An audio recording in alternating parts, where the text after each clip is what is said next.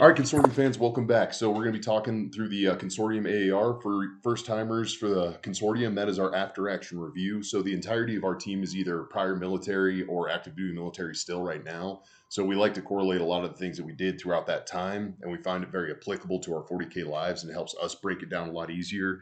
And we have a ton of experience between all of us, so it's very easy for us to go. So welcome to the AAR. We're going to be talking about the Green Banner event that was just held in Colorado. It was the Colorado Cup. Kicker and his crew came out. Big 200-person event. It was fantastic. 2 days, 6 rounds. It was a great event overall. I'm joined today with Travis from the consortium as well. He was there at the tournament with me. Trav, you got anything? Yeah, you said. Oh, sorry, my dogs are going to be vocal. You said active duty and out of the military. Some of us are reservists now. I just wanted to. Oh, yeah. Let's clarify. Some are reservists, so some have full-time jobs and still try to do the Army thing on the side. Totally kidding. But thank you. Absolutely. All right, so shifting over to our agenda on the next slide. So this is kind of how we break down an AER, our situations, location, venue, atmosphere. We'll just talk about how the tournament was, where it was, everything like that. We'll talk about the mission layout. We'll be talking about our own lists and how those ones performed. Talk about our opponent's forces, everything that we went against this weekend. Kind of our strategy of going in, why we built those lists, and then key decisions and actions during the game. These were key things that either broke our games or helped our games, and then our final results at the end. Anything to add for you, Trev?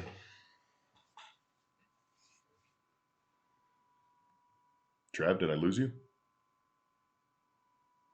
No, but I have to hit the actual unmute button. Oh yeah. No. Everything you said makes sense. All right, so the Colorado Cup, it was held at the Adams Fairgrounds in Colorado, north of Denver, northeast of Denver. Beautiful venue. It's we've held it there. It's also was the venue that they used for Rocky Mountain Open. They've now shifted to a hotel for that one, out of the Frontline Gaming Studio guys. But it's a fantastic venue, food trucks, everything there. It was a great place to be. Didn't get too hot in there, didn't get too stinky, which is always a good thing. So the bathrooms never stopped working. That was a big one. I've had that happen before. Makes for a rough day.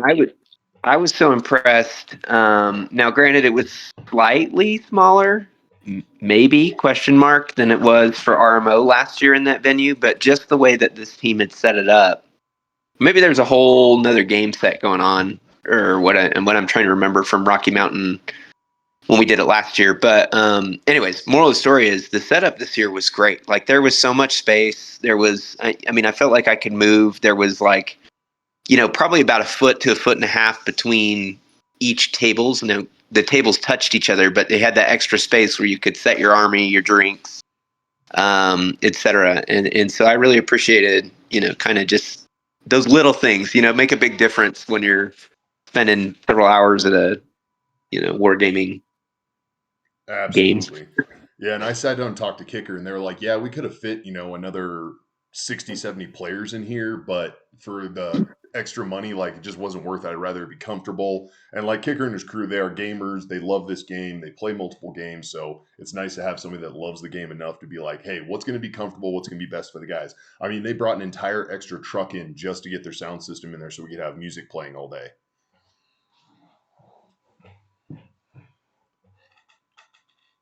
So that was really nice. I appreciated that. It was a 2-day event, March 14th and 15th, Saturday and Sunday.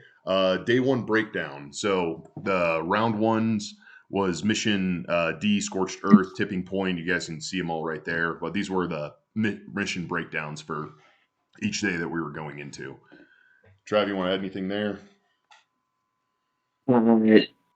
Really nothing much to add. Well, top left corner of you'll see in this screen, please.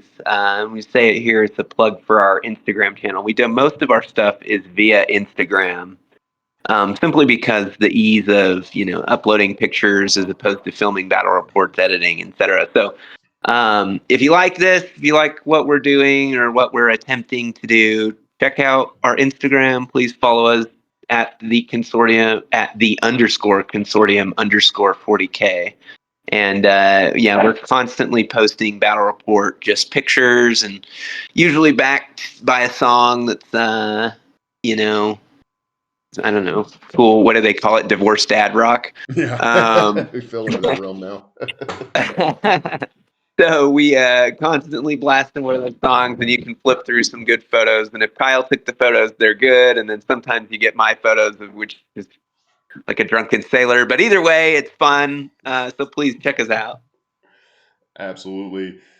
Yeah, tons of our stuff goes on Instagram. A lot of the stuff that we do online, if you guys, you'll see our other segments that we do, the Fire Watch, where we just sit down and talk about maybe a data slate update or something like that while we're modeling, doing some of our painting that we need to do.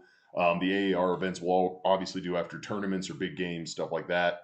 And then when we're doing our rock drills, that's when we're actually fighting each other online. You'll start seeing a lot more of those pop up where we're actually just practicing or getting ready for our next event. Though a lot of those will be coming up soon because we'll be headed to another event here shortly.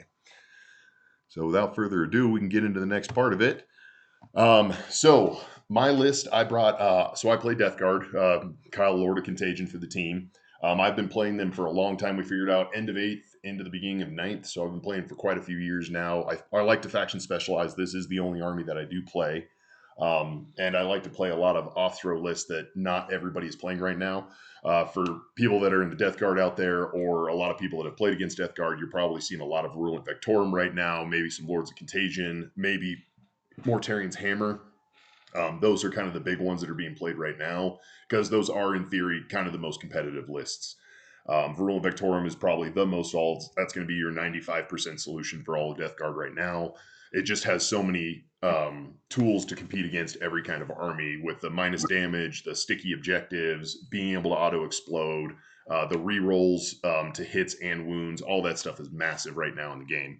So I like to do Tallyband Summoners is the list that I took to this tournament. So I like to run a lot of skew lists. Obviously, you can see from the picture alone that it's got a lot of big guys in it. So breakdown of the list, I ran Mortarian. He's good. I love to have him in my lists. He's got a lot of options for himself.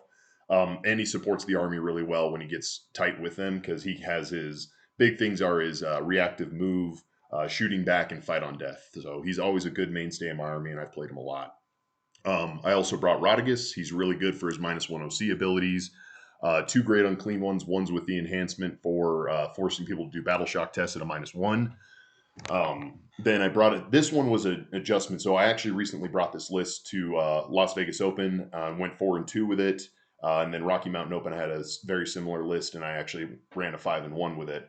But the addition change for this one was I brought a Demon Prince with the 6-inch deep strike ability. I wanted a tough model that could be out there and fight, but something that could drop in big demons or my Nurglings at 6 inches away from everybody else. And that was a fantastic addition to the list. I used it almost every single game until I got to the end, and it was invaluable in a lot of times. Rounding out the list is my HPL drones. They're heavy blight launcher photo bloat drones.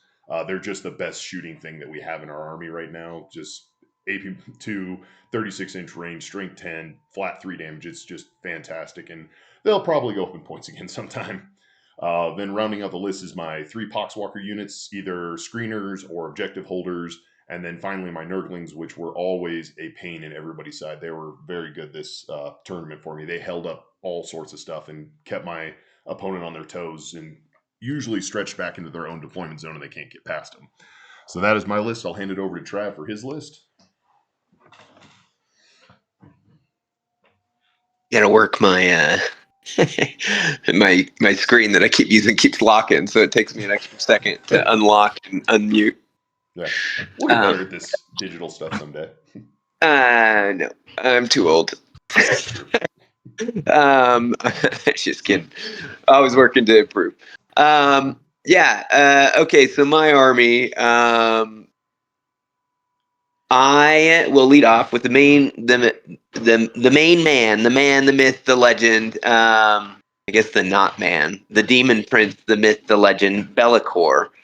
I think point in the game, most folks know what Bellicor does, but he is definitely the staple, or the whatever, the main force, if you will, for this army. And it's fitting. It's his detachment. So I guess I should say that I was playing Shadow Legion this tournament, and surprisingly, so was almost half the Demons players. I think there were 11 of us. And Kyle, you might correct me if I'm wrong here, but 5 or 6 were playing Shadow Legion, which is a slight change because I feel like everybody had been playing Scintillating Legion. In fact, I thought I was going to play Scintillating Legion for this this tournament, but I had backed away last minute because I didn't want to paint another Lord of Change. So Lord. yeah, instead I went with Shadow Legion, and what's surprising is a lot of people went with Shadow Legion, and I think there's a lot of strengths to Shadow Legion that maybe we all rediscovered going into this tournament. But okay, so Be'lakor, the main man. Then there's the Bloodthirster, just to the left of Be'lakor in the photo here. The Bloodthirster is the internet famous Fade Thirster. He's got Fade to Darkness on him, so he kills the unit in melee, and then he disappears, and that is just so clutch in so many games. I do have the Lord of Change, and then I'm going to bring up kind of my secret sauce here in a second. Actually, I'll just do it now because the next model on there is the Chaos Lord with Jump Pack. All right, so after working through a couple practice games with with Kyle and then my friend Joe, Trader Joe. Trader Joe made a comment to me about how I was playing my army, and to him, he felt like the most threatening thing about my army was the fact that things could go up whenever they needed to. And in our particular game, he plays Emperor's Children's. In our particular game, he said he kept thinking the entire game I was going to pick up my Lord of Change and put it in his backfield and start targeting things. And I was thinking, why in the hell was I not doing that? So the secret sauce to this list is the fact that I have a Chaos Lord. So if you target the Chaos Lord with the stratagem, he reduces the CP by 1. Well, Shadow Legion has a stratagem that 1 Chaos Demons unit and 1 Chaos Space Marines unit can be targeted with the strat at the end of your opponent's fight phase, and then they can go into strategic reserve. And then with everything having deep strike, that's just clutch for this army. And so basically that ends up being the secret sauce for this army, is that using that -1 to save CP off the Chaos Lord and moving him and the Lord of Change throughout the game to get those angles so I can kill the things that I need to kill.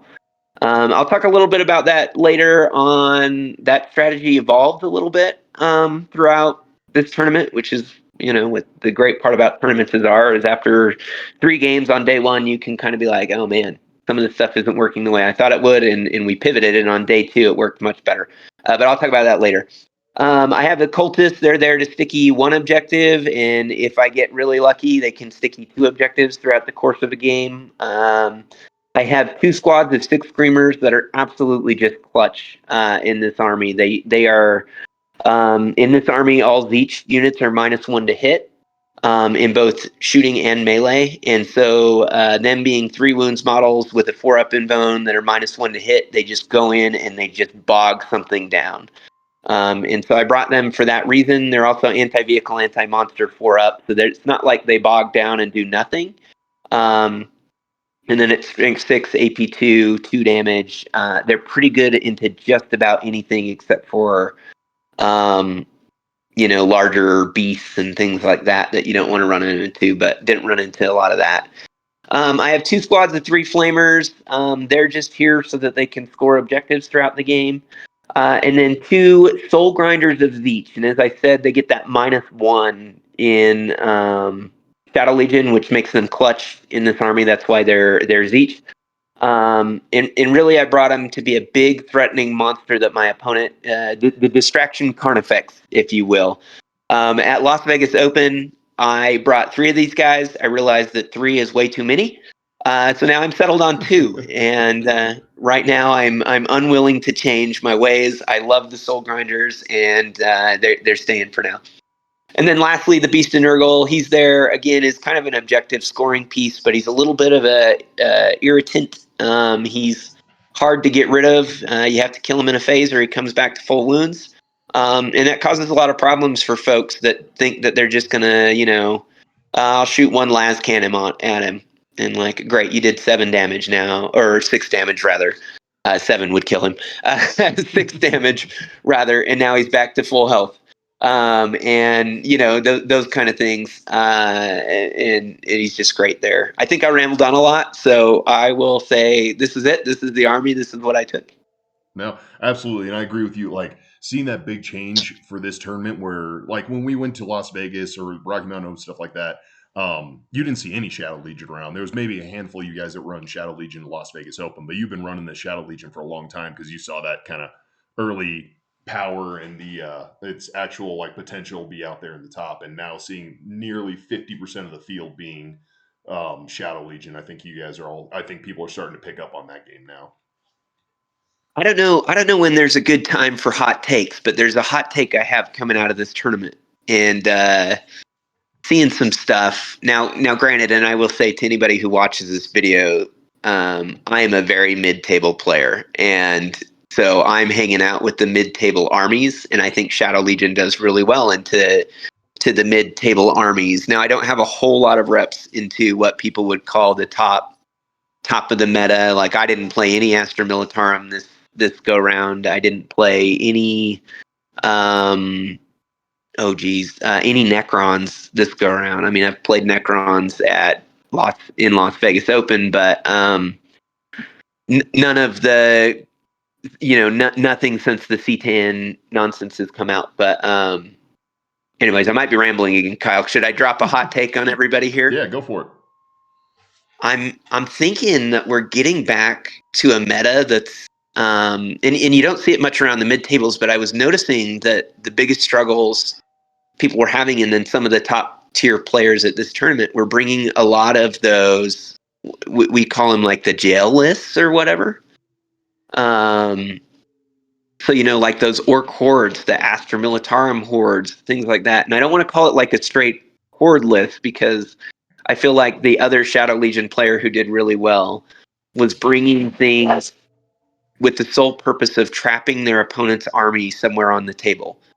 And that was kind of like, I feel like that's what's happening right now. I don't know. What's your opinion on this hot take? No, I definitely agree. I see a lot more like in Imperial Guard with their best detachment being their infantry detachment. Like that is exactly what I'm seeing. Same thing. Like if it's Orc Horde, like their War Horde, they're running into you. World Eaters are doing the same thing, but everybody's trying to trap you into your deployment zone for 2 or 3 turns, oust everybody on primary, and just make it a slugfest after that, which happened a lot in this tournament. So I agree. I definitely was seeing a shift to that. Yeah, I just wanted to, and I like bringing in the AAR, especially here, and as we discussed with the team, that something to be aware of is that something we can get over. I think what Shadow Legion offers is that most of my stuff flies, and so as long as the thing isn't too deep, I can jump over them and continue to play the game. But having not played into any of these jailing lists.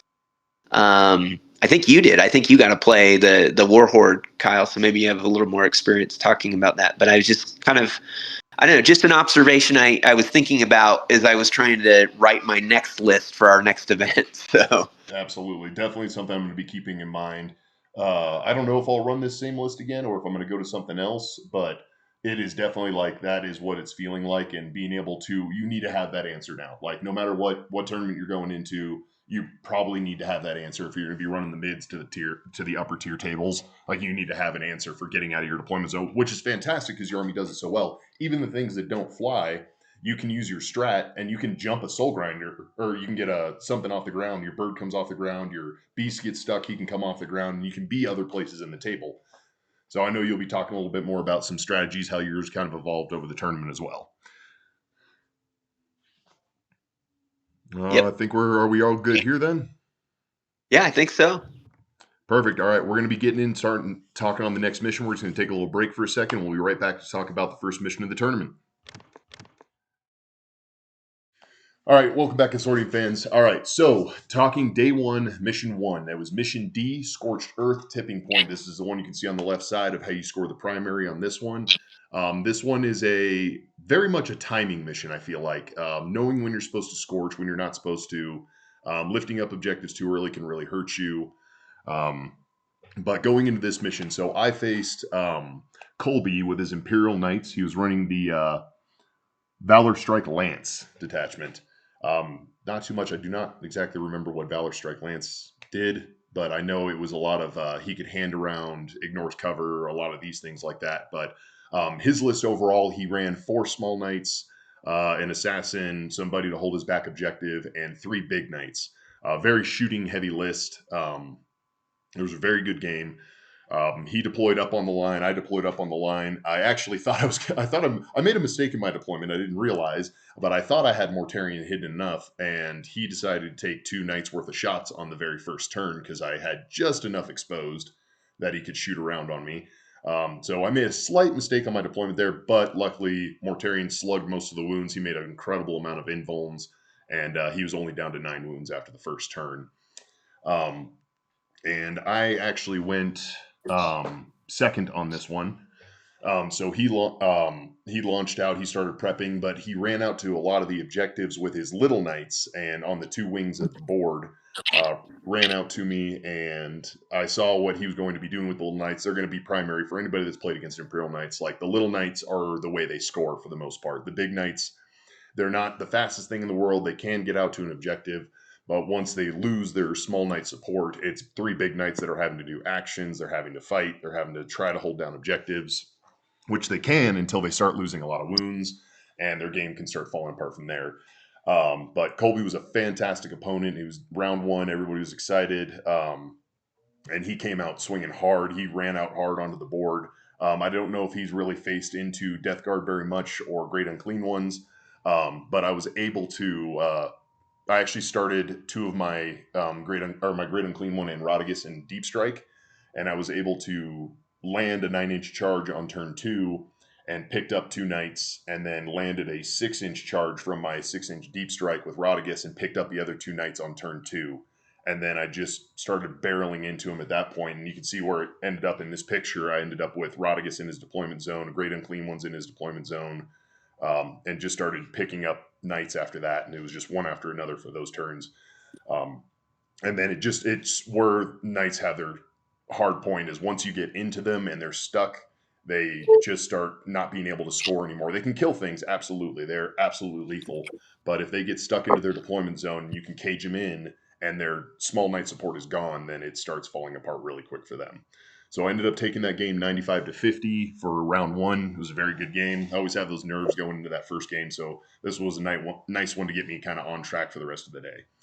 So that was my round. I'll pass it over to Trav for his. Or Trav, did you have anything you wanted to ask about this one? No, I think come back. I played Knights on day 2, and so I might reference some of your findings that you just went over when I talk about that game. But absolutely, I'll hand it over to you for your mission then. Yeah, so game 1, I played against Zach, and he was playing Adeptus Custodes, Talons of the Emperor. And I was a little bit surprised because I had played Adeptus Custodes a few times, but I felt like every time I'd seen the Adeptus Custodes before, it was always Lions of the Emperor. Yes. And so this detachment had a kind of a neat trick. They basically, it's like you CP reactive movements and things like that, so they could get things out of harm's way. And what really helped with that is this particular opponent had 3 land raiders, and so his guard would jump out. And if I got too close to the guard or whatever, he could pop that strat or whatever, and they would jump back into the land raiders. And anybody who's tried to kill a land raider before, it is a difficult task to do. I think I killed 2 out of 3 in this game, but that didn't really solve the problem of me winning this thing, which I'll get into now. So I lost this game. I lost 58-80. And what's interesting is I went second on this game, and I feel like that gives you a little bit of an advantage. But on Scorched Earth, as Kyle had mentioned, kind of talking about his stuff, you really kind of need to think about when to burn things and when not to. And I made a mistake in this game where I burned an objective on round 4, and it ended up costing myself 5 points. That I could have got on that last turn for holding 2 objectives and then burning. And this is a theme for me, and I think it's because I hate Scorched Earth as a mission, and I just don't. It's too many things for me to think about, and as things go here. So in this particular game, things were going really well. We were very evenly matched leading up into turn 4, and I just didn't really realize that I needed to do a little more to score objectives, and I had a lot of problems killing, as you do with Custodes, killing some of his units, and specifically in this one, he brought. I say that I have never played this before. I think this is the list that's popular right now for Custodes with all the guard, and then he has the 2 Inquisitors, the named Inquisitor, and you can hear my daughter running around in the background. Sorry. So the named Inquisitor, and then Draxus or whatever he had in this list as well. So anyways, quite popular, I guess, on the internet. You can look up the list, but I hadn't played against it. But anyways, I had a hard time killing the guard. I think one time I handed him 13 wounds to save, and he made 12 out of 13 saves on a 4-up. And it is what it is as far as that goes. But towards the end of the game, that really cost me because he got 2 units to go stand on the center. I got my Bloodthirster in on one of the units and left him with 1 dude left, and was unable to make him fail morale. And then on top of that, the Lord of Change failed to kill and shooting his other big block of guys that held on to the center. So I think, like I said, if I'd have thought through that a little bit more, I wouldn't have burned an objective in turn 4. In my natural expansion objective is what I ended up burning. And I probably could have played that a little bit smarter as far as that stuff went. I think at the end of the game, I only had 3 models left. Now, granted, it was like a squad of flamers and the Lord of Change and my Chaos Lord. So they weren't like insignificant models, but it just wasn't enough to pull out a win. But again, great opponent. It was a fun time as far as me learning, kind of what the other detachments of Custodes did. But some big mistakes on my part. Gotcha. Yeah, and I've seen this has been like as of late after the last data slate update and stuff. This has been the go-to list now with that triple Land Raider build, and it just seems like a very hard thing to break. Because what was it? Not even 6 months ago, they couldn't even have this many models on the board. So they do. They do feel like they have enough stuff to do things. It's not unbeatable as an army, but it's certainly a lot to get through. And if you don't have an answer for the T12 models, which I mean, I have some strength 12 shooting in there, and then things like that, but like really relying on my Bloodthirster to come through for me and those kind of things in this situation. And I will say the Bloodthirster did a good job in this game doing what he needed to do. Probably got 2 of the 3 kills on Land Raiders. But the reality is, some misplays and some bad or some good luck on my opponent making some really good saves there, and then you put myself in a bad position to win the game. But yeah, sorry, what was I saying? Yeah, meta list. Yeah, I learned later that this is probably more like what you're seeing in the Custodes now, at least from my very, very brief amount of research. Yep. So we got to send this list over to Corey and start running against it again. Yeah, and definitely, because with one of our events that's coming up, we need to get if Corey's going to be our fifth, we got to get him trained on Custodes. So. Absolutely. We got to build him some land raiders. We got to. He has 2 of them, I think. So. Okay, there we go. We already got the foundations of the list. Foundation is there. Yep. Corey, if you're watching, get a 3rd land raider. Yep, get a 3rd land raider. All right. Anything else you want to say about this mission? No, I think I said too much. No, never too much. All right, move on to. So mission 2 was mission J, Linchpin, Search and Destroy. So this is corner deployments and Linchpin being a very big one about holding your home objective, which I did hold my home objective most of the game, not the entirety of the game.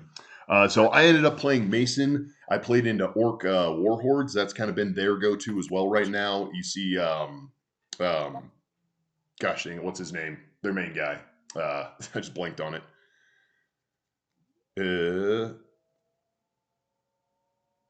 I can't remember his name. He's sitting right there with Bakari.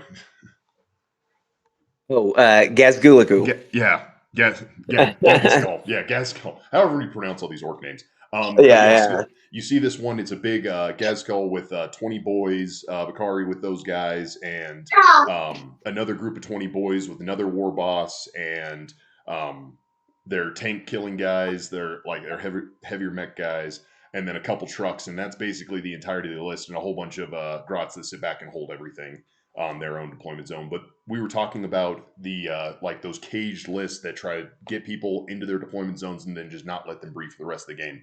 And you can see where the line is on this picture right here. That is about as far as my army actually made it. Like, he absolutely caged me from going in. So he ended up first turn. He played a very cagey first turn, kind of just kept his guys back, pre-positioned everything. And I tried on my first turn to move out hard because I knew if I could get to the center, I could at least get out there and start competing for the primary, which is a big thing for Death Guard armies. We're very good at holding down primaries, tough bodies, hard to remove. But when you're staring down 20 boys and Gazkul sitting there, it is very, very hard to then move past those because they just eat you for the rest of the game. You spend your entire time trying to kill off these units. So I ended up dropping this game 37-90. It was my biggest one. Mason's a fantastic orc player. He's been playing. He's got a lot of team of guys out here that play with him. And he ended up going 5-1 in this tournament. So he did very, very well with the Warhorde. But yeah, this is kind of that go-to orc list that we're seeing now. Tons of bodies, lots of movement. If anybody hasn't experienced the wall before, it's advance and charge, 5-up invulns, re-rolls everything, plus ones to hit based on who they're with, all sorts of stuff. And it's a really, really good list. But this one, you either have to cage them into their deployment zone or they are going to run over the top of you. And that's what I discovered. If I could replay this mission, I would have played it a lot different. I was definitely not playing my list how I needed to be playing it. I was playing very cagey initially. And then I ended up failing a lot of my turn 1 charges that I needed to get over to his side. And then thinking about again where I actually had Great Unclean Ones in Deep Strike, I should have kept everything on the board this one, just knowing that he was going to be doing this. So if I would have redeployed it, since he had one group of infiltrators, I would have put every Poxwalker I had, every Nurgling I had on their line and make them run through that and then have everything on my side rush, which you'll see that tactic later when I talk about a different game. But Mason's a fantastic opponent, really good player. It was a great game overall. I just definitely, this one I deployed a little bit wrong, and then my tactical choice of how I was going to get out and start scoring was wrong because he called the wall on turn 2 for where I was, which that's like 29 inches of threat range for those guys. So it's kind of hard to hide from it, but he did exactly what his list is supposed to do. It caged me up, and I cut through most of his boys on everything. Like, I cut most of them down, but by that time we were in turn 4, and I just haven't scored at that point. So that's kind of how this one went. Trav, I'll hand it over to you for your mission. Yeah, I like that you're saying. So I think that's kind of the idea that's developing in my head is the cage the cagers. How do we bring something to cage in our opponents? Anyways, so good thought. I like the thought. And then, all right, so let's go into my opponent. This was a good game for me, and I'm glad I had it. I needed it. I ended up winning this by a lot. I think my opponent scored 40 points, and I don't think I updated all the way. I think it was at 90 something. Anyways, it was high to low. Really what happened here is and my opponent's name was Grant, and he was playing the Eldari aspect host. Haven't seen Eldar in a while. Yeah, right, Eldar. I felt like his list was something that I'd seen out of teams before, like a teams tournament. He had the 3 squads of 10 swooping hawks, and and then the 10 block with Jane Czar. Yeah, it was normal. She was running around in a wave serpent, and then he had a couple squads being led by characters of Dark Reapers, or at least one was being read, and they might both have been led by a character, Autark or whatever their guy was. But to be honest, when I deployed, I was afraid of his Dark Reapers and what his Dark Reapers could do, because I am Zeech, and I thought, oh man, he's just going to ignore everything and blow me off the table with these Dark Reapers. And he deployed them very far forward. You can see those 2 front buildings on his side of the deployment. Is in each side of those he had his squad of Dark Reapers. And he instead chose to use the Dark Reapers out of line of sight, shooting on the little Exarch in each squad to try and pick on my cultists. And I thought, okay, that was interesting, because he went first and he tried to eliminate my cultists before they could sticky my linchpin objective. And then, unfortunately for him, he failed to do that, and he left me alive with 3 cultists. And they did their job and passed a morale check for once in their lives. And I was able to sticky my home objective. And at that point, I thought he would give up, but I think in turn 2, he went back for the cultists to kill them off too, which I thought was an interesting decision, because at 3 cultists, yeah, they're kind of useful, but they're not really doing much. But and I ran them out because I was going to move them over to another objective to try and sticky something else before they disappeared into wherever evil cultists go when they die. But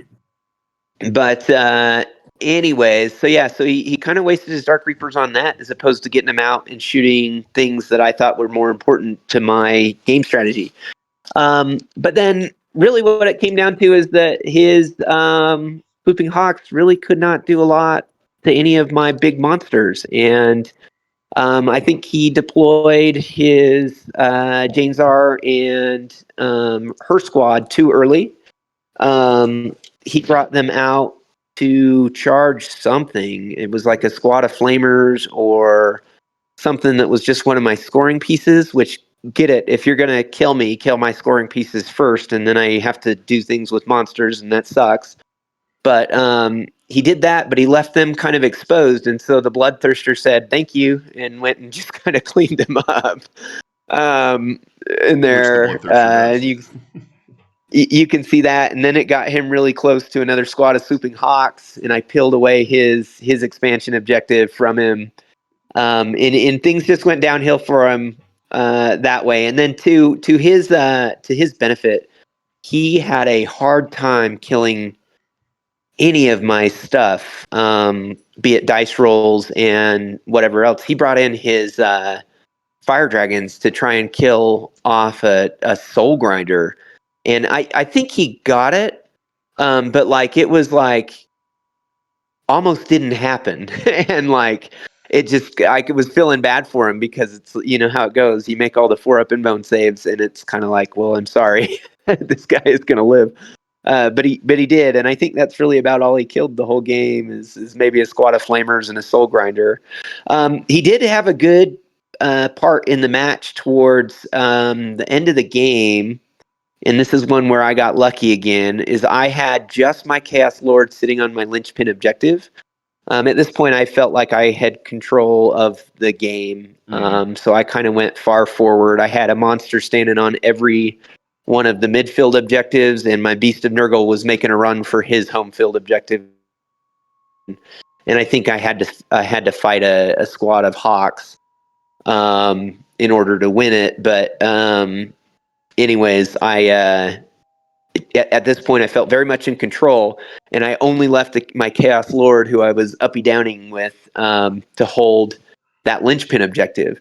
And he brought in Lycus and crew, and right behind my home field objective off of a rapid ingress. And anyways, so that happened, and I was like, "Oh crap, I'm going to lose my home field." And now I would still score okay, but I was like, it's kind of I left myself in a bad position. But anyways, Chaos Lord, I decided to make a charge. It was 9 inches away because he rapid ingressed right outside of 9 inches, which is, I think, another mistake on his part. But he, so my Chaos Lord went for the 9-inch charge and made it. And twin lightning claws into a bunch of warp spiders does really well, actually. And so I think I left Lycus alive, and that was it to fight my Chaos Lord. He did draw Assassinate the last turn and left my Chaos Lord on like 2 wounds, and I think Lycus cleared him up, and I think he was able to pull Linchpin away from me from 1 turn, although I controlled every other objective on the table at that point. And so for 1 turn that happened, and then Bellicor said, "Hey, give this back," and came back and ripped Lycus off of the objective. And that was it. That was pretty much the game. But yeah, simply a lot of rambling there to say that the Eldari player he did not bring enough to deal with the big monsters that I brought to face him. Yeah, it looked like his list was not very tuned into you, and then just some tactical mistakes overall that kind of brought you into a good, comfortable victory there. Yeah. And I'll do better about rambling in the future. No, you're fine. All right, move on to mission 3. Mission 3. All right, so mission 3 was mission M, Purge the Foe, Crucible of Battle. This is a fantastic one for the last round of the first day because Purge the Foe is kill 1, kill more, hold 1, hold more. It's very old school design. They've been, Games Workshop's been running missions like this for a long time, so we're very familiar with it. It used to be the only way we scored back in the day. It was kind of funny. So it was a good mission. I unfortunately started laxing and not taking any pictures, so apologize for not having any pictures on my list. I played into Austin. Yes. So I played into Austin. He was running Drakari in their Spectacles of Spite army. So it's a lot of bodies. Basically headed off by Lady Melise, Lilith, a couple succubuses, and then a ton of witches, raiders, venoms, hellions. And it's very fast moving. For anybody that's played against like Eldari, sorry if I call them Eldari, that's their old school name, Eldari or Drakari or anything like that, they know they're a very technical army. You have to really know what you're doing with them to score really well, and they have a lot of options to be here and then not there anymore, jump in and out of transports, shoot, move, all sorts of stuff. But this list relies very heavily on its battlefield stimulants that give them their different abilities, rerolls, and everything like that. They're fantastic, though, additional attacks. So it takes a lot to pilot that kind of list. Austin was a great opponent. We had a really good time. It was a really relaxing game going into round 3. But again, kind of similar how to that Eldari army into your big creatures. It was very much the same. The only real answer he had and I was running 5 T12 bodies on the board. Well, 2 of them were T13. But his only option that he had were his Dark Lances and stuff because they're massive damage. Those things hit and they do hurt. And I think they ended up killing one of my Great Unclean ones. But yeah, it took them almost the entirety of the game. But very similar to how my first game went, I put everything on the line and he stayed relatively cagey. I luckily made a good first turn charge as well with my Nurglings. I ended up going first and he deployed very consolidated into his deployment zone. And my Nurglings were actually able to get into his lines and lock up 3 units on turn 1. One of them being a transport, another one being, what the heck was the name of that thing? The Scourges, and I think might have been. I don't think there was even a group of witches there. It might have been 2 transports. Oh yeah, no, it was little jet bikes. And my Nurglings, turn one, locked him into his deployment zone. They were actually able to charge and get through there, locked into a bunch of units. And with the -1 contagion that I was using, they actually were not able to take down the. Or actually, sorry, it wasn't contagion yet, but my Nurglings are naturally -1 to hit in combat, and he wasn't able to take him down, and they held them there for 3 turns before my Nurglings were actually killed out. He finally got a whole group of witches out and was able to take him down, but it took everything, and that gave me enough time to spread the board really, really fast, or as fast in Death Guard perspective, but like try to advance everything and get it out there. So I was in control of the entirety of the primary through the center of the board for about 3 turns, and then I ended getting into his deployment zones where Mortarion finally landed in his deployment zone and started trying to pick everything up. Mortarion eventually fell because Lilith is a thing, and Lady Melise is a thing, and they actually were able to peel him down. So if you ever do go into them, they are really good close combat fighters. But coming in right behind him was Rodigus, bringing up from the center. So I had enough stuff to move forward. They were controlling everything. So all my big bodies started moving into that deployment zone. And he just really didn't get a chance to get out and score in the primary too well. So that was kind of the majority of how that one went. But it was a fantastic game. Austin was a great opponent. But I don't mind going into these matches where it's those T3 bodies, T4 bodies, that really focus down on close combat, because I want everybody to come into me. It's nice when I get to go to people and make it there, but the that close combat fight is the one that I like to seek the most, just because of how many big creatures I have, and my contagions make things so much worse for so many. So that's kind of how that game went for me. And going into Trav's round 3. Yeah, I will say that this was my worst game of the tournament, and it's unfortunate because I play Death Guard all the time. It's like 50 rounds of Um, Death Guard you have. yeah, and I think that potentially there was some overconfidence on my part. I came in with the strategy. So let me say, my opponent. I cannot say his name right. Nyal, something to that effect. Anyways, great guy, by the way. He is super friendly. He basically cornered Kyle and I after my game and made us join a league that he's in, and which is great. And I look forward to playing with him again in the future. But yeah, so he was playing Virulent Vectorum. He has a lot of experience playing Chaos armies, which I think helps him a lot too. So he's very familiar with what Shadow Legion did. Um, which, not that I'm trying to pull the wool over anybody's eyes, but it's certainly I guess it's kind of fun to play opponents that don't know you as well. I mean, you'll tell them everything before the game, but they still don't know that it's like, oh crap, like he's legitimately moving his models wherever he wants all over the game. Yep. And so kind of having that experience against this army, he knew that I was going to try and take his backfield, or I was going to try and come behind him and things like that.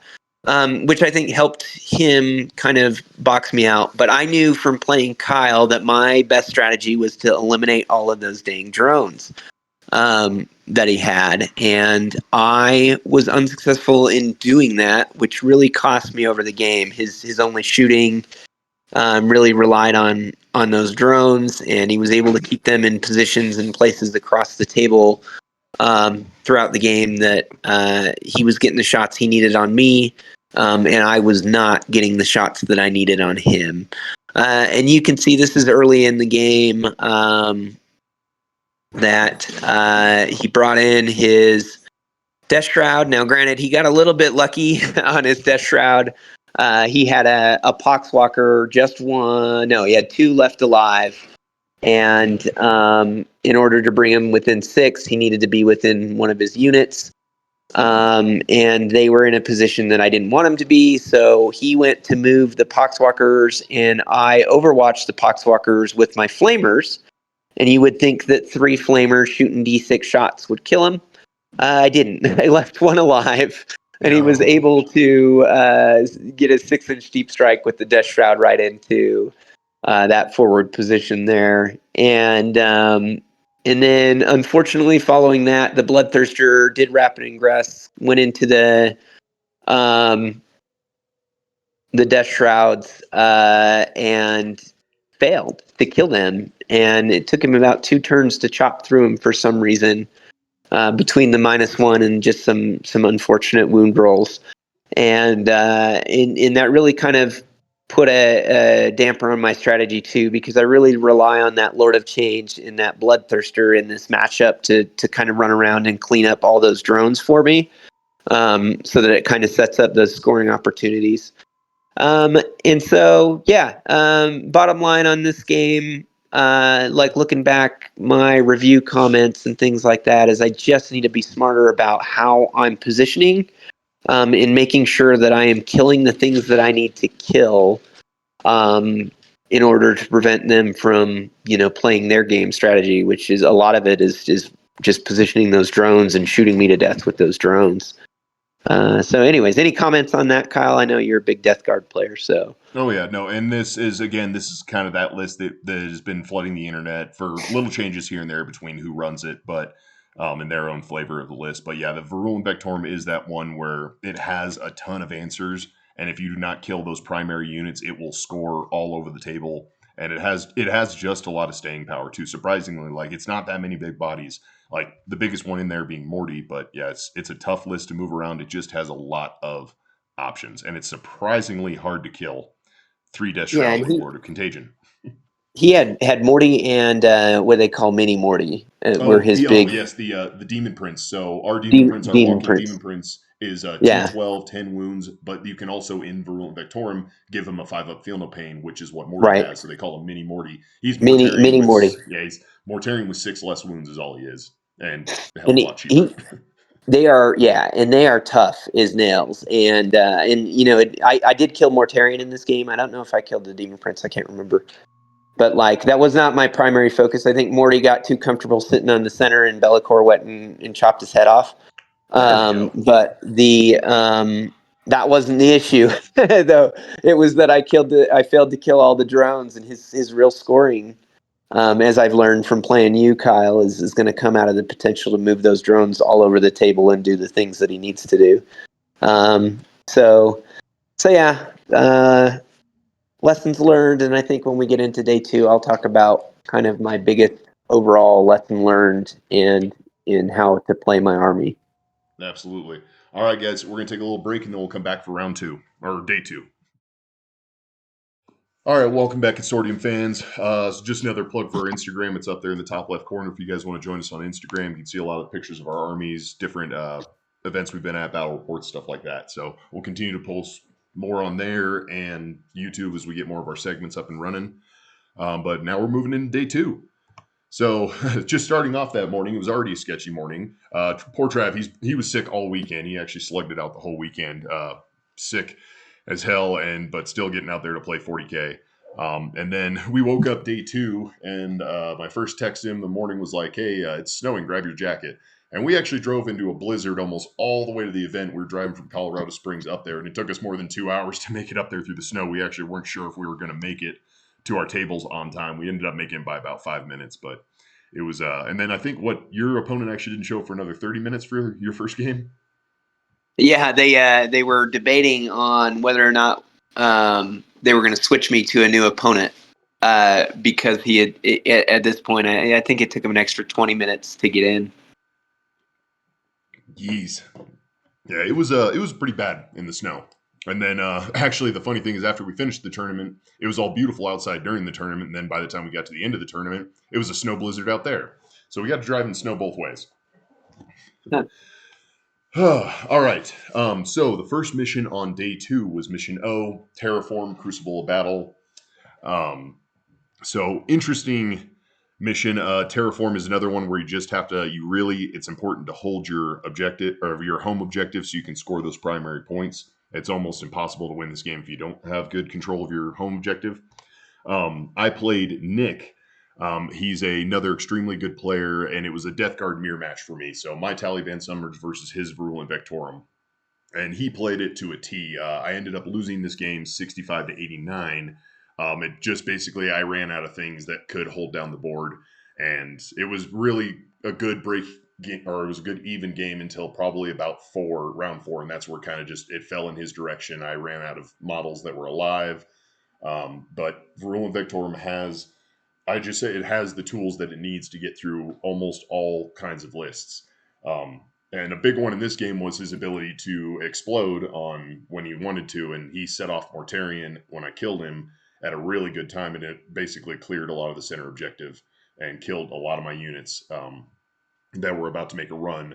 So his list was Mortarion, some Death Shroud with the Lord of Contagion, the Demon Prince, the mini Morty Demon Prince, bloat drones, or the heavy blight launcher drones, and then a big group of 10 Plague Marines that are led by a Malignant Plague Caster and the Balgus Putrefier, which for anybody that has never played against that list before, it has one mass OC control because all those things are OC2. But the Balgus Putrefier is probably the most important part of that list, and it gives everybody crit on fives. And then in the Virulent Victorum, a big stratagem they have is units can re-roll everything and have exploding crits. So that means they're going to get additional dice on top of, like when they roll fives and sixes for this list, they get additional dice on top of that. And they re-roll all hits, re-roll all wounds. And it is an incredibly strong unit to have. It's an expensive unit, and you generally only see one of them these days. But it is they shot a Great Unclean One to death on the objective, and I never took back that center objective from him. And I had Demon Princes there, I had drones there, I had Morty there, and everything just fell to it. And that unit is just extremely good. So he played it extremely well. It was a great tight lock match. The one really nice thing about going into a mirror match is you have to zero explain your army because they already know for the most part. But it was a really good match. Probably a bigger tactical error here is Morty was coming very close. His Morty was coming very close to the center, and I had two drones sitting there that have keyword blast on their weapons, and his 10 Plague Marines were also standing there. So I should have probably focused down the Plague Marines instead of bringing most everything I shot into Morty. I got him down to one wound and then charged him and killed him on the charge with a tank shock. And I should have focused all those blasts into the Plague Marines because they basically don't have very much of a save at that point. They don't have an invuln. And I could have eaten that unit a lot because it ended up being kind of the most key unit he had because we like played back and forth on the edge objectives, but that center objective was his from the get-go, and it just could not do anything about it. And I really should have focused down. I think that was my biggest misplay in this match, but it was really good. Again, sorry I didn't take any pictures for the this one. I got really bad about taking pictures until the final game. So I'll hand it over to Trav for his. Yeah, this was my Knights matchup. I played against a great opponent named Ryan. And as he said, he got caught in the weather, and so we were a little worried that he wasn't even going to show up. And so when he showed up, it was great that he was playing Knights because it took us 2 minutes to get through, set up and everything, and then we got caught right back up. I even think we finished this game 30 minutes left to spare. Dang, you guys were quick. Yeah, we went pretty quick. This game ended, I think it was 100-45. I ended up going second on this mission, and I had a revelation on how to play my army. So in the first 3 days of phase one, round 1, 2, and 3, day one, I was picking up my Lord of Change every single turn to include starting turn one. At the end of turn one, I would pick up after my opponent's fight phase the Lord of Change and then reposition wherever I needed to on the table. I decided not to do that here. Instead, I deep struck a Soul Grinder, and at the end of turn one, I used the free pickup from the Chaos Lord to reposition my Soul Grinder far forward. And I will tell you that I think I cracked the code for getting Soul Grinders the movement they need. I don't know why I hadn't thought about this further, but just having that ability in the first 2 turns to kind of position the Soul Grinders wherever I needed on the table was tremendously helpful in this. This particular game, his first turn, he kind of rushed out some of his small knights. And what's funny is I had the conversation with Kyle before going into knights because I hadn't played knights in quite a while. And I said, Kyle, what do I need to do? And he said, kill the little ones, and then the big ones can't really do much after that. I mean, they can kill something, but they're not going to score. And so my whole strategy going into this was, let's just get rid of the little knights that come out, and then we'll deal with, he had 3 big knights. So turn 1, I think you can see I was able to, no, this might be a turn 2 picture. Could be a turn 3 picture, actually. But turn 1, my Bloodthirster ended up in the middle of the table and slaughtered a knight that he had out, touching the center point. My Screamers were on the right side of the screen where you see that Soul Grinder came up and chewed up another little knight that he had moved too far forward. And so the Screamers were able to get out in I think they killed his little knight, which was great for the Screamers in this game. And then, what else? So yeah, that had happened. So I took him off the objectives, and the only things that I really had on those objectives at this point were units I didn't really care about losing. And so he had one of the big knights that was kitted out for close combat. And on my far side, that left my expansion objective. He ended up moving that knight all the way to my expansion objective. Bloodthirster ended up rapid ingressing behind the terrain that's back behind there so that he could get a charge out. And then on top of that, Bellicor was sitting over there and 1 Soul Grinder. He charged into my Soul Grinder. He bounced off of my Soul Grinder. And then the next turn, he ate a Bloodthirster, a Soul Grinder, and Bellicor. And between the 3 of them, they don't really have a huge issue taking down a knight, but the 3 was guaranteed. So he lost 1 big knight there. His other big knight that was up in his top right corner came out. It was a shooty knight. It was mostly shooty. He failed to shoot and kill my Screamers, and then my Screamers went into him and just kind of pinned him back the next turn. And then later, between Soul Grinder coming in and I think the Screamers ended up just eating that knight away until what you can see in this picture, which is turn 3. And in turn 3, he had 1 little knight that he still had in reserves at this point. He had that little knight that was pushing the center, and then he had his big shooty knight at the very back of the table. Ultimately, he ends up losing his 2 little knights the next turn. His big knight comes out towards center and tries to shoot Bellicor. To Bellicor on like 5 wounds. And then once again, Bellicor and the Bloodthirster go into Big Knight at the center, and at that point, I had tabled him. Mm-hmm. So it was a good game for me. I positioned out. I would say I positioned out strong early, but mostly it's that I got second turn, and so he had to move his knights out to try and score some points.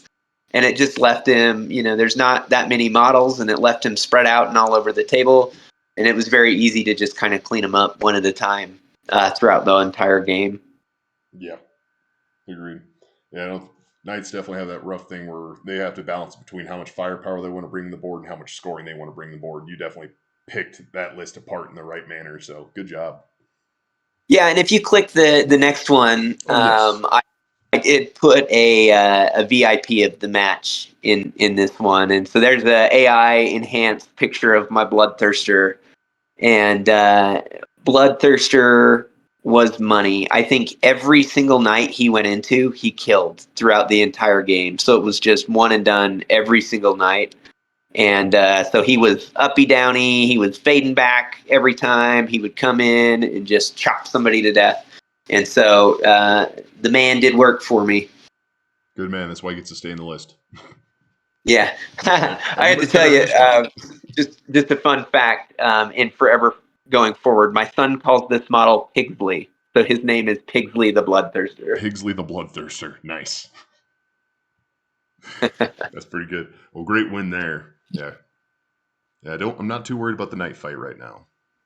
No, I actually not overly concerned about it either, as far as what I can bring to bear against them. Mm-hmm. So perfect. All right, we'll move on to mission 2 of day 2, and that was going to be mission K, Search and Destroy Scorched Earth. Sorry, this is the last one where I didn't take any pictures. But so I went into Michael. I know him well. I've played him before. He's a Adaptive Psoriasis player, so Sisters of Battle, and he was playing the Champions of Faith. So that is the one where they get to bless 3 units a turn, and they get a bunch of benefits there. Of course, if you've never played Sisters before, they have the Fate Dice system where you kill a unit, they get a Fate Dice. They randomly get a bunch of Fate Dice if they roll right, and they build up these Fate Dice, and then they get to use those dice for rolling the number that they need. I don't like the system that much. Trav's heard me talk about it before. It just takes the math out of dice games and the thing that we all have to play by. But fantastic opponent. Poor guy was sick the entire time. He was barely talking. He was holding up damage counters and how many dice and everything I needed to roll with his fingers because he could barely talk by this game. So he was in a little rough shape. But I ended up dropping this one as well, 73 to 85. Very tight game. I had very good control. I think going back, I probably could have won this game. If I would have played maybe a little bit more cagey, I might have been too aggressive in knowing or thinking what I could pick up, and I was not able to pick up because, of course, for me and Trav's armies, we live and die by 4-up invulns. If we make them, we don't lose anything. If we don't make them, our army vaporizes. But his did very well in that category of saving. So he was running Morgan Ball, of course, with her Battlesuit Sisters and everything, which are extremely strong, and they're very, very good at taking down monsters because she's +1 to hit, +1 to wound against monsters, and her entire unit gets it, and they hit like an absolute freight train. And then the rest of his army was of rhinos, emulators, and then a bunch of the Battle Sisters that have the 4-up invulns on their shields and everything that run with the heal girls that go with them. So it's a super strong list. But yes, Morgan Ball ended up picking up a Great Unclean One, picked up Morty, picked up Rodigus, and I got her down to Morgan Ball and one other Battle Sister left in the unit. I couldn't get her any further than that. And she was like my primary target for this game, and I could not take her down. She made saves, and then she absolutely just smashed me back. So I bounced 3 times on her, and it was just rough that way. But going back, I probably would have tried to, I would have forced Morgan Ball to come out, just kind of played back until she had to come out at some point, and then played everything into her at that point. But I picked up most all the sisters and everything like that. I was in good control of primary, and then I just got too close to his objective, and then Morgan Ball came out and was able to just smash, and I was not able to do anything back. So that's kind of where this game fell apart for me.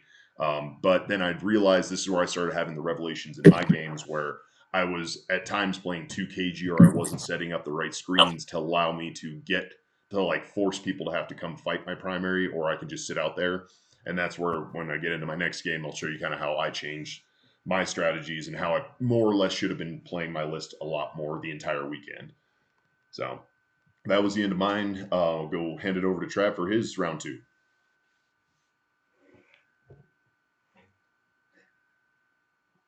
sorry, I was tracking down my daughter. She wandered off. All right, yeah. So my round 2. This is the most fun game I had of the entire tournament, and also the most upsetting game that I had at the entire tournament. And this is one of those that, like, hindsight's always 20/20, and I realized I made a big mistake, and I'll talk about that here in a minute. So I tied this game, 82 to 82, and once again, I went second, which really helps me out here in this particular matchup. And I'm just going to say this because I probably said it now 5 times, and I'll say it before the 6th time. But I went second every single round of this tournament. That's unheard of. What luck. Truthfully, in my army especially, I want to go second, and so I just I was blessed by the chaos gods, I guess. But so the idea that I went into this, I destruct one soul grinder as per the plan that I had settled on going forward, and then after turn one. I picked up my soul grinder after their fight phase, and then you can see on that expansion objective there on the far left of the screen. That's where he came and sat down, and which was great from that point. Now, admittedly, in these early turns, my opponent, I had brought screamers up kind of into the center to help with that expansion objective, and I brought the screamers out to attack. He had a rhino with some sisters in it. And so I did that early. And then he put a crap ton of shots onto my screamers. And I can't remember what all shot at my screamers, but it was a lot of shots on my screamers. And I think ultimately he ended up doing 2 damage to one screamer. Oof. And so to his credit, like that shouldn't have happened. He missed a lot of the hits, and all custodies are hitting on 2s to 3s when they're shooting at Zeech and Shadow Legion. But so hitting on 3s there, and then I think he was wounded on 3s with almost everything he shot me with, and you're talking multi-damage weapons on a lot of these things, and I don't know. I went, and just figured out how to get my dice to roll 4s that whole first turn. And I was making a joke with him. I'm like, is this going to happen all game? This is going to be very one-sided. Because I was just dumping buckets full of 4-up invone saves, specifically on those screamers. But that's why I bring the screamers. That's what they're there for. They are a unit that can bog things down, and when they perform like they did in this particular game, they are absolutely the best unit in all of Chaos Daemons, especially in Shadow Legion. And so absolutely that went my way and not my opponent's way. To his credit there. But this game, like I said, was the best game. I think that it was, again, I was not playing the Lions of the Emperor. He was playing not even the Talons of the Emperor. I'm trying to remember the detachment he had, and I didn't write it in my phone, so I don't remember. But really, really, really good, like hard thought out matches. Now, granted, him and I were working our way up from a rough day one, and so we were on the path to submarine pretty hard at this point. And anyways, so a lot of brain power went into this game. So what was I going to say here? I eventually did. He had that big blob of bikes. I eventually get the Bloodthirster. Let me go into a revelation I made or found during this game in particular. He was very, very afraid of my Bloodthirster, and I get it. I As understand you the should be. Bloodthirster is very, very scary.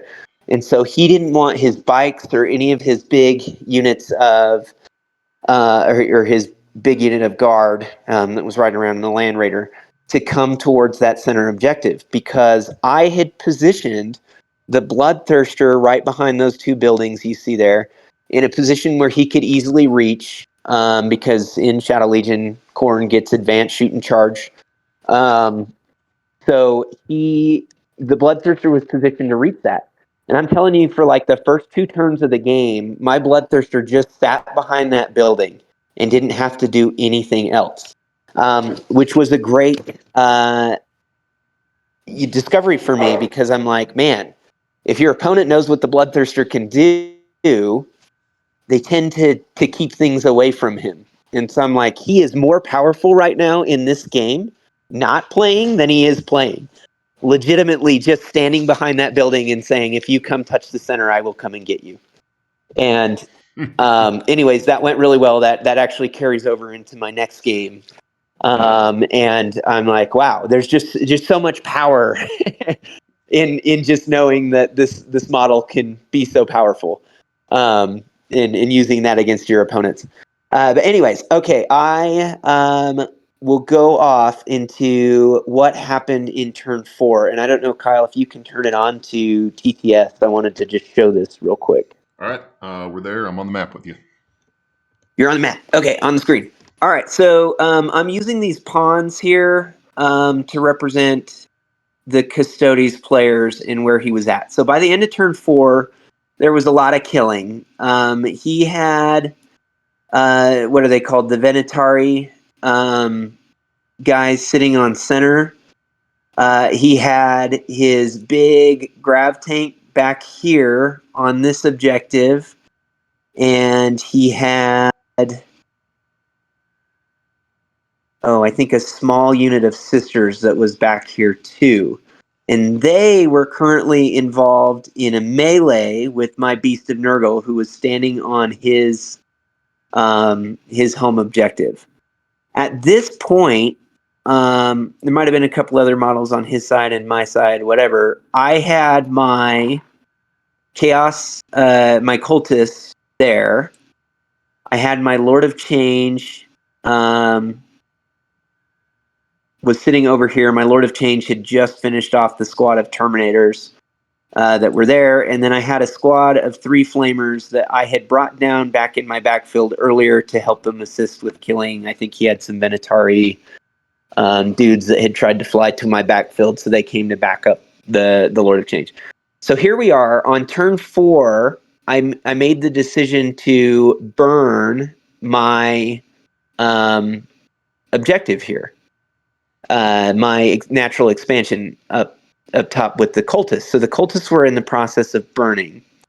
He had his Venatari the turn before say that he was going to burn the center objective. Okay, or I'm sorry, this was turn 5. I should say that this had happened. In turn 4, I said that I was burning, and then when we got to my turn in turn 5, I was making the decision on what I was going to pick up. And then I guess I should say he had his Land Raider right here blocking the front of the center objective. So at this time, I think the score was 77, and I was just underneath that. And my cards ended up being behind enemy lines, and I don't even remember what the other. Let me double check. Come on, phone. All right. Double checking. It looks like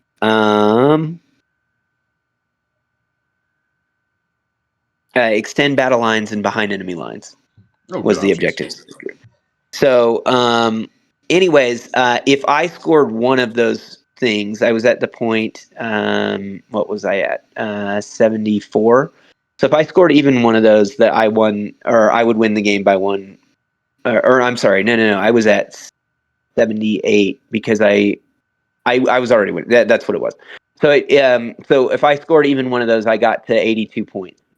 Is what it was. So on my turn, I go and my Chaos Lord is dead at this point. My Chaos Lord had done something before that turn. And I might misremember the objectives here because I'm trying to remember why I had to get. Oh no! I'm sorry. It was the established locus that I had in the last turn because the turn before I had behind enemy lines, and so my Chaos Lord came back here and got behind enemy lines along with the Beast of Nurgle, so they maxed that out. So it was the established locus.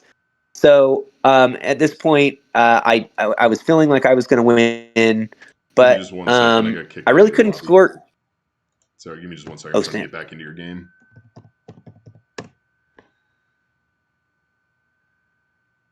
You're back. I'm back. It's loading. Yeah, the client dropped out on us.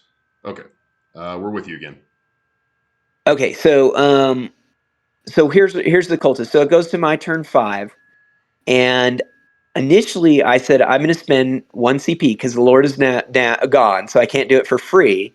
And I said I'm going to pick up my cultist, and I'm going to pick up my Lord of Change.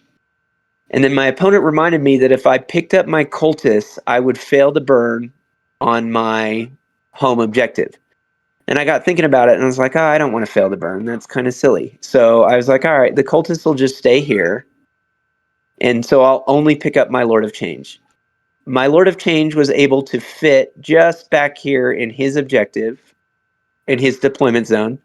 And I said, I will establish locus right here. That scores me 4 points. The score is 82-77. So we shook hands, was going to win the game. And then he came back to me and found me. And he goes, dude, I remembered I said I was burning the center objective with my Venatari. And we were like, oh, shoot, you did. And so then we recalculated the game, found a judge, and we tied it 82-82. So what my discovery was in thinking about this, and what I wanted to point out, is that he had reminded me that if I pick up my cultist, I would have failed to burn that objective. That's what I should have done. I should have said, I'm picking up the cultist, I will fail to burn the objective. Because then, in my turn 5, I could have set the cultist back down on that objective. There was nobody around it, so it was easy to set down. Then I would have held 1, I would have held 2, and at the end of the game, I would have burned and would have got an extra 5 points out of that 5th turn, which would have put me as the winner instead of a tie game. So frustrating. This is why you don't go to tournaments sick. This is, yeah, and and like, admittedly, it was the hindsight 2020 and that situation, but I should have realized this because I did this on day 1 where I picked him up in turn 4. I just thought I had a chance to get to that center objective, and he had parked his Land Raider in such a way that it prevented the Lord of Change from making a mad dash to steal the objective. And so there was just no way that the Lord of Change would have been able to make it to the center, not even with an advance. And so too big of a base. And so it really ended up costing me as far as all that went. So, but yeah, that is how the the cookies crumbled there. Sorry, it took a long time, but I thought that was kind of important to point out. It was a very big lesson learned. Yep, definitely a very good lesson learned there. Just like walking through your points, and then also make sure your opponent like removes the objectives if he burns them and stuff like that. Just to making sure all the scoring is correct. But yeah, in all fairness, he did it in turn 5, and so we just got excited because we were looking at the score and we're like, oh well, shoot, I'm going to win by a point. Or no, I'm going to win by a point if I did nothing, and I'm going to win by 5 if I do something. And so we talked about it, and I said, we'll win by 5. And then he came back and was like, oh crap, I needed to think about that a little bit harder going forward. But super nice opponent. He deserved every inch of that tie because I think he big brained it and had some bad luck, and he came up against the bad luck and still came out to a tie. So anyways, that was, yeah. And your VIP of the round? Oh yeah. Sorry, going back to the thing. The Screamers, man. They're excuse me. And he left one Screamer alive. He ran into the Screamer with the bikes earlier, and he left one Screamer alive. And that particular Screamer was able to execute an objective for me, and then almost he left the Venatari on 1 wound, and almost saved that Screamer and was able to fly over the Venatari to just try and pull that last wound. And so he caught on to what I was going for, but would have saved that nonsense of him burning the center objective. All of that would have been prevented. I think he might have got me an Overwatch or something. Something happened. But anyways, the threatening power of that Screamer in the Screamer's early game, because they went far forward, they pinned his super good shooty tank back in his own deployment zone. Like they killed it for me. Excellent.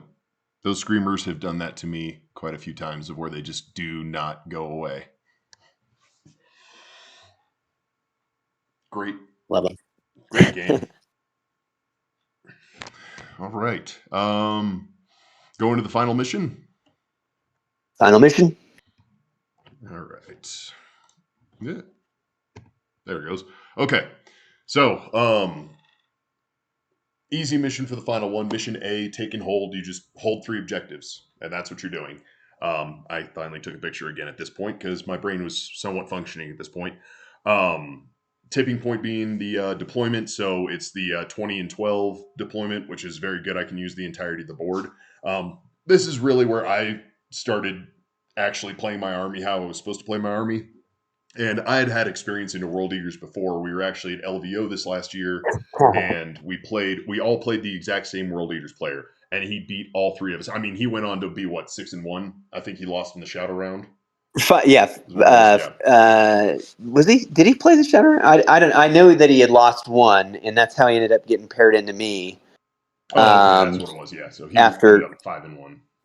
yeah, 5-1 at the end of LVO. Yeah. So, but anyways, what do you call him? A golden ticket recipient, like Yes. big.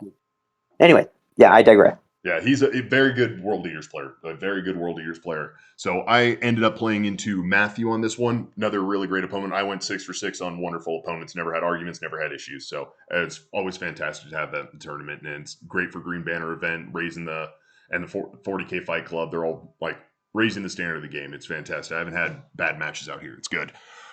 So I went into World Eaters. I'd had experience at LVO where I did the very typical thing where I deploy my units and then I deploy my screens. And I deployed my screens more off of my side of the board in the LVO match, um, to try to have that initial like World Eaters run into it. Either they kill everybody and then I can go into them and try to wipe them. That's the typical thought of it. Is kind of how you worry about World Eaters, because they can be across the board into your lines on turn one. They're a very fast army. They're very good at close combat, and they do have some. Their Forge Fiends are actually really good at shooting. This time, at this point, I was going to play with Reckless Abandon. It's the final round. We have a saying we go by, it's table or be tabled. And I very much took that one to heart for this round. So on the deployment, this is actually the picture that you're looking at. This is what turn 2 looked like. But turn 1, I deployed every Poxwalker I had, every Nurgling I had on his line, immediately 9 inches off of his line. And even if he went first, he was going to have to run through all of that stuff, and it'll give me time to expand onto the board. And he ran into all of those, and my Contagion was -1 to hit on this one, which is very good into World Eaters. Instead of them ripping you up on 2s and 3s, they're hitting on 3s and 4s, and it blunts them a little bit. And actually, I was able to, the first turn, he ended up going first. That worked out in my favor as well. I mean, it would have been really good to go first on this one. My army does love to go first for how I built it. So if I would have gone first, I would have just moved everything even closer to him and then collapsed his entire deployment zone into one little area. But he ends up going first, and I've got the entirety of my Poxwalkers and my Nurglings all strung across these objectives right here. Reckless Abandon. Like, I threw every scoring unit I had out there, minus my drones, to be on that line waiting to take that initial impact. And that actually ended up working out best for me in this game, because he ran into my lines. He picked up 2 Poxwalker units, left one of them almost completely alive. And you see down here in the corner, there's one Nurgling that is surviving on 2 wounds. That Nurgling ended up never dying in the entire game. They were a very good VIP unit for this match for me. So he got, and that actually, unfortunately for him, stuck him in combat with a lot of my stuff. So I moved up my turn, and I was able to make charges into his units on turn 1. I shot 2 units completely apart with my drones. Again, they're fantastic shooters. And then you see Rodigus actually runs into the wall, and he actually charges in, and I picked up all of his 8-bound units on the first turn. And then just from there, it ended up going downhill. And you can actually see my home objective. I never even held it. Like, I left my home objective, ran to take over the center. Is like, I just need to hold 3 objectives. It doesn't matter which ones they are. I held 3 and then never gave up for the rest of the game. And he ran out of all that initial blunting force units, and I was able to get him on the charge, all because I made that screen. And then is more or less what I should have been doing for a lot of the tournaments. I should have done it against the Orcs, because it's a lot to work through. Like 30 Poxwalkers plus 6 Nurglings all have Feel No Pains and invuln saves between the 2 units. And it's just a lot to work through, especially with -1 to hit. And for Orc units, if they're not on the wall, I mean, it's a lot more painful for them to get through. And it's like, does he want to burn the wall turn 1 just to have to work through my entire screens and then have to play me 4 additional turns? So realizing I should have done it to the Sisters, I should have done it to, and I did it to a couple of the armies. Like, I did it to the Knights pretty well. Not as screened as I did on this one, but it's setting up those massive screens and like jail locking my opponents into their deployment zones to let my demons run free. Finally they get through turns 2 and 3 and they're finally starting to get out of their deployment zones, but the deficit's 30 points at that point, so it's very hard to come by or come back from.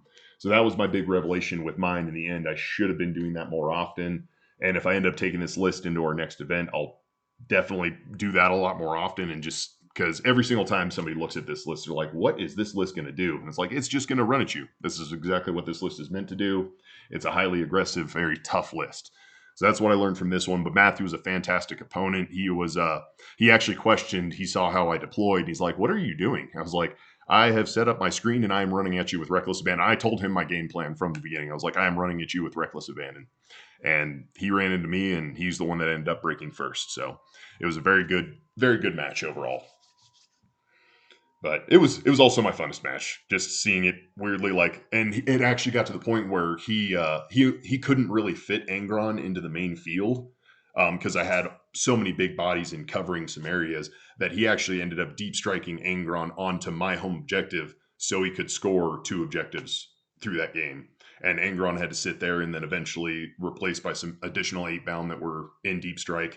They went and then Angron went out and did his Angron thing that he does. But at that point, having to have your best units sit there and just hold primary, the suffers from the same thing Knights do. If they've lost everything else that can score for them, then they have to go out with their best units and they have to do the actions. They have to do the primary. So that's just it broke down his list to the point where he couldn't do anything about it. My guys were already in the right position, so I know I didn't have to get any closer to him either. I just sat on those 3 objectives, and anything that came in, I fought, and that's basically what it was for the entirety of the game. So really good game in my favor. I ended up winning that one 71-58. I would have scored higher if I would have held my home, but I wanted to play with Reckless Abandon, so I did. It was a good game. Trav, I'll hand it over to you for your final mission.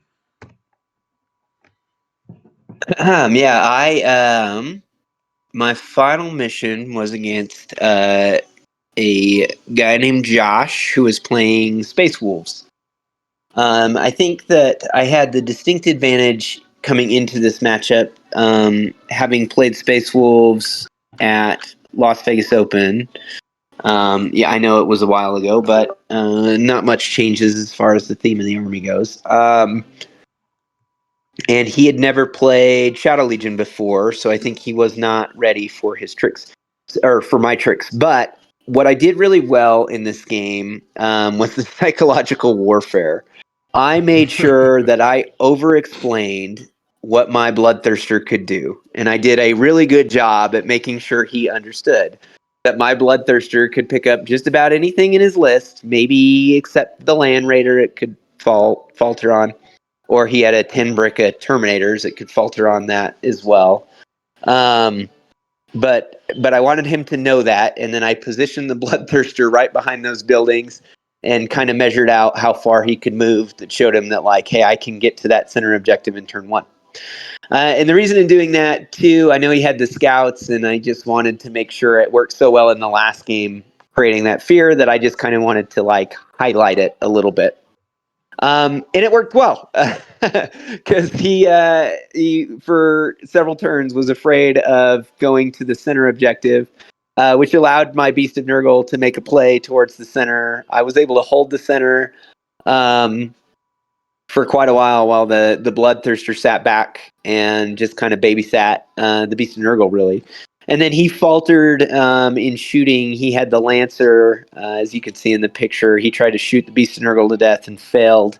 And some other things happened during this game.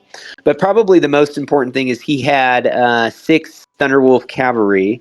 And the Thunderwolf Cavalry, you can see in the top left, my expansion objective there, I redeployed. My Soul Grinder, again, went second, and I redeployed my Soul Grinder up to that objective after his fight phase in my first turn 1. So Soul Grinder goes there, and I'm thinking, okay, Soul Grinder's big body, all I need him to do is push people away from the front of that objective. And so that was kind of the goal, and I thought, I'm going to lose the Soul Grinder, but then I'm going to be able to move out the Bloodthirster or somebody else to kind of deal with all of the big blob of wolves. And I would say I started the game thinking that Bloodthirster was going to have to hunt down the big body of wolves, and so that was kind of always the intent.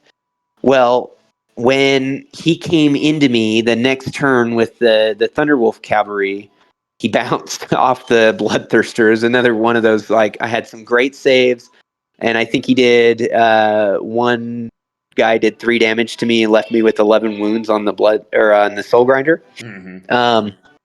And then Soul Grinder got pissed and came back with a vengeance. And so I think that I was able by the end to remove maybe 4 wolves there. And then the next turn I brought the squad of screamers into the wolves, and I left him with 1 wolf alive. And Soul Grinder had already, I'd committed going that. At this point, it was Soul Grinder versus 1 wolf, and it was just going to go kill the wolf so that I could get the Soul Grinder back, or I'm sorry, the Bloodthirster back into Deep Strike Reserve so that he could come somewhere else on the table the next turn.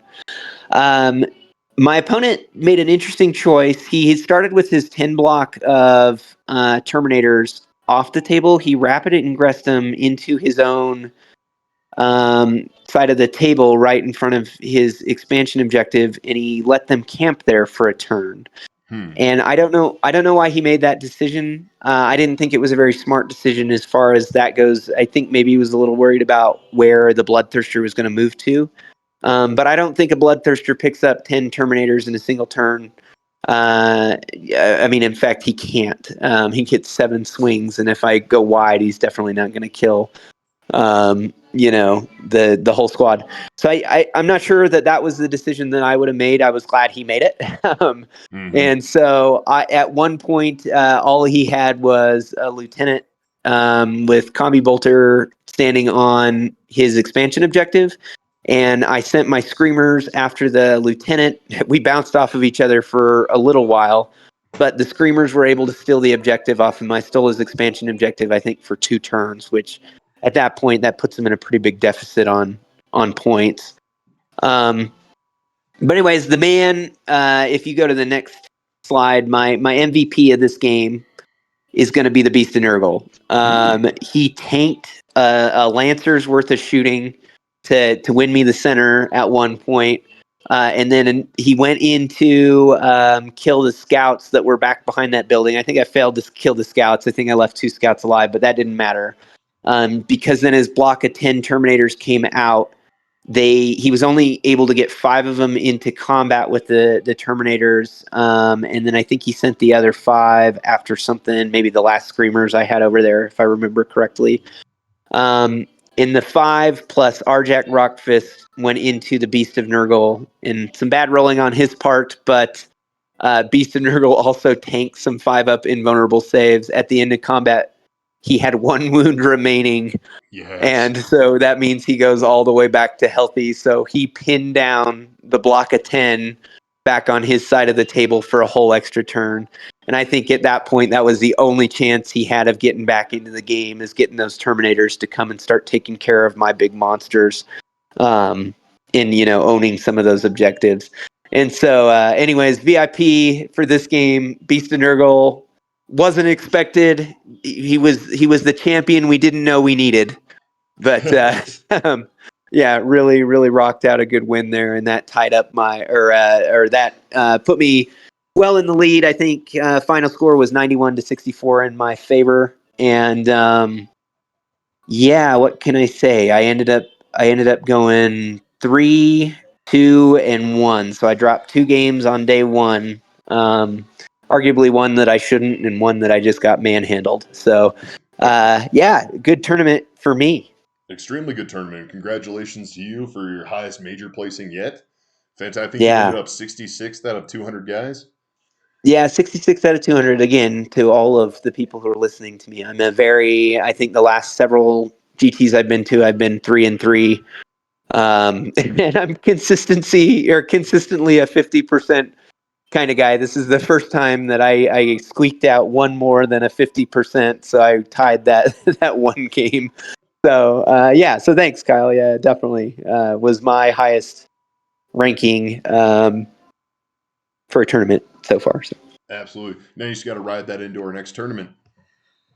Yeah, I got to play more consistently, and I think that with this list, assuming things don't change going into our next one, in the lessons that I've learned, I think there's some strong potential here, and I would love to get to that X and one, type player. So a lot of dreams and aspirations on my part, but I'm excited. So maybe we can do it. Absolutely. Yep. So coming up, going to our last slide of the day. What we got coming up next? A couple of us are headed out to the Green Banner events in Utah for the Mountain West Classic. That's going to be in May. So you'll see a lot of our next content coming from there. We'll keep you guys in tune for the whole tournament and everything like that. We'll update. Of course, we'll do an AAR after that, but look out, see if we get any fire watches or anything before we get out there. And then after that, hopefully the whole team, we can actually make it to our first team event in January for the Las Vegas Open. Yeah, I was excited to throw that on there. We've consistently or continuously or whatever the right word is, talk about going to these team tournaments, and everybody I've talked to says they're so great, they're so much fun. We have the player base to do it on the consortium, but unfortunately, as Kyle alluded to earlier, we are all in the military or were in the military, but a majority of us still serving active duty and are gone constantly. And even the reservists of us get pulled away on weekends that are always inconvenient for getting to certain events. And so it's been hard for us to muster a team. And it looks like this year in January, we will have our first opportunity to do a teams one. So granted, this thing here in the slide is from last year's tournament. The dates are obviously subject to change and those kind of things. But we are eyeballing the teams tournament and just wanted to put it out here that look out, everybody. The consortium is coming. You guys are going to be tired from beating us down so badly. So look out, here we come. Yep, we're on our way, moving on up. Yeah. And you have never seen players that can cry as good as we can, Yep, that is when true. we lose. So That is very true. Yeah, so you want look to see out, me here throw we a fit? come. I can throw a fit. Yeah. And Well, at the very least, we will embarrass our opponents from absolutely, the sheer amount of tears we can produce. absolutely. Well, for those of you guys that stuck with us this long, thank you. Continue to look for more content. You can get back onto the Instagram and give it a like and follow us along there if you guys want to see our journey at all or you like what we're doing. Trav, you have anything for closeout? Yeah, table or be tabled. Table or be tabled. All right, guys, we'll see you next time on the consortium and see us in the next tournament coming up. Thank you guys so much. Bye.